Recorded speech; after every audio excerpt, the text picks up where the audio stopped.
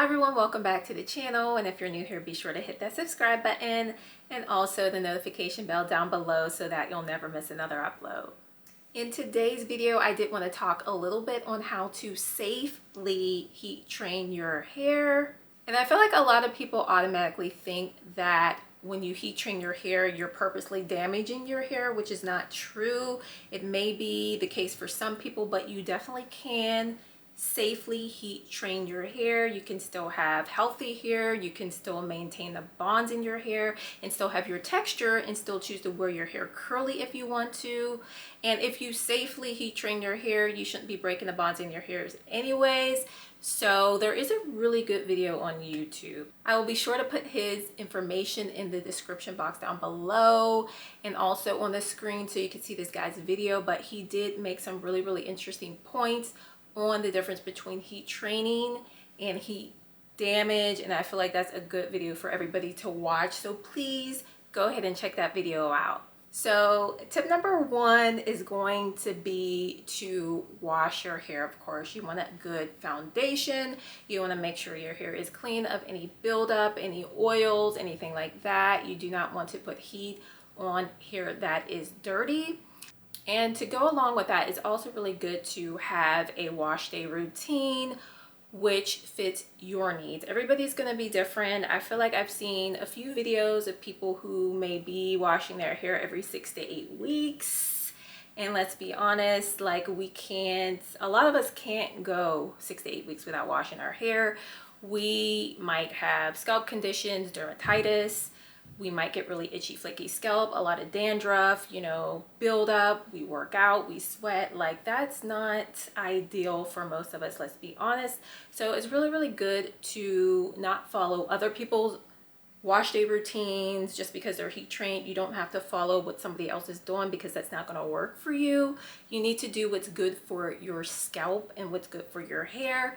So it's okay to go ahead and wash your hair more than once a month. So of course, just to follow up with that, we all know whenever you're washing your hair, please follow up with a deep conditioning treatment. So tip number two is going to be to do a really good blowout on your hair before you attempt to put a flat iron on your hair. And of course, always start out with heat protectant, but you definitely want the best foundation possible before you go in with a flat iron, and you do want to make sure that you are getting your hair as straight as possible. You're making sure to get your roots smooth down to the very ends so that when you do go in with the flat iron, you're only going to have to do 1 to 2 passes. You're not going to have to keep passing over your hair constantly because you didn't do a good blowout and your hair is still really puffy, or it's just not as smooth as it needs to be. So please always make sure to do a really good blowout. So I do have a current blowout routine on my channel currently. So I am able to get my hair very smooth, and I do have type 4 hair texture, so I had to learn to master the technique that I do. I like to use a ionic paddle brush and the ionic blow dryer just so I can get my hair smooth, minimize drying time and minimize frizz. So that's been working for me, and I will be sure to link that video in case you want to check that out also. And it is okay to use the warm setting. I know a lot of people may think that you have to use the hot setting. I personally do like the hot setting. For me, that's just my personal choice. But when you're just starting out with heat training, you just want to make sure that you're cautious with all of your heat settings and make sure you're not doing damage right when you're starting out your heat training journey. So it's okay to definitely use the warm heat setting. So tip number 3, I would have to say, is to start out on a low heat setting according to your hair texture. Some of us have fine hair, some of us have medium density or really thick. So our hair is going to have different needs. Some of us can definitely turn down the heat more than others. And I feel like it's especially important when you're first starting out to just go, the lowest as you possibly can, just to minimize that damage to your hair. So I'll go ahead and I'll put some heat temperature settings on the screen just so everybody could get an idea of the range that they should be using.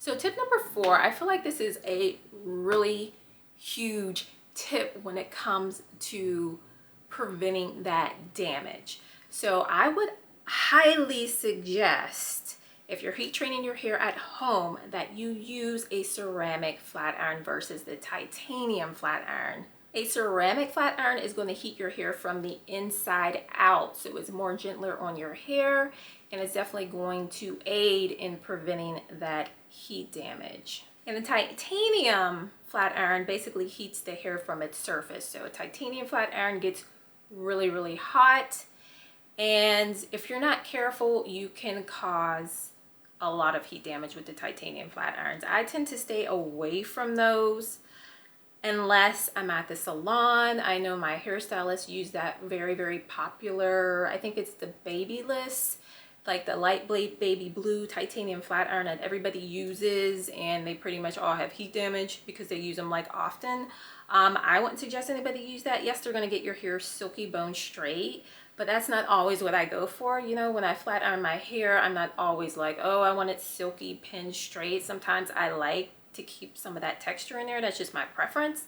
But titanium flat irons are going to do so much damage to your hair. So my last tip I would have to say is to don't use heat too often on your hair. Don't use a flat iron too often on your hair, which is like every week, every day, things like that. Don't do that.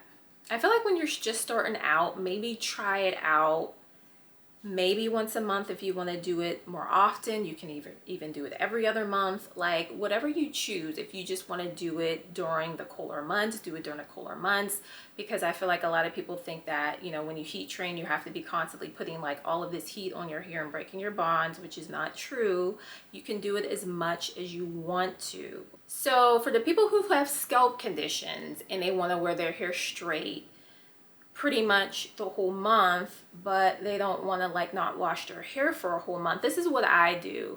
This is what I would suggest, is that, you know, maybe if you can get away with washing your hair every other week, to alternate your silk presses with just, you know, blow drying your hair and styling your hair on blow dried hair. Like for instance, like today I'm wearing a blown out style. My last video I did do just a blowout and wand curls. I didn't do like a silk press or anything.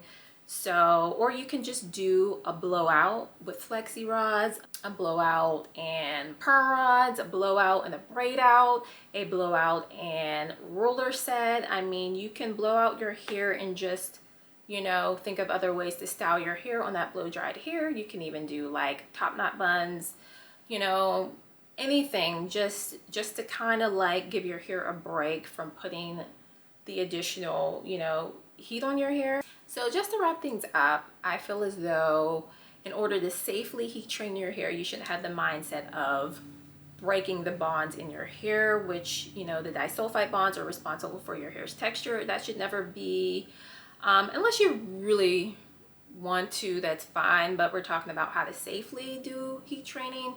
But if you want to safely do it, don't have that mindset of, oh, I want to completely get rid of my texture. It's never really a good thing to completely get rid of your hair texture. I mean, to make it looser and more manageable, that's fine, but it should never be a mindset of completely getting rid of your hair's texture, because having that texture means that your hair is still healthy. So be sure to subscribe to the channel if you're not already. Give the video a thumbs up if you like it. That's it for today's video. Thanks so much for watching, and I'll see you in the next one.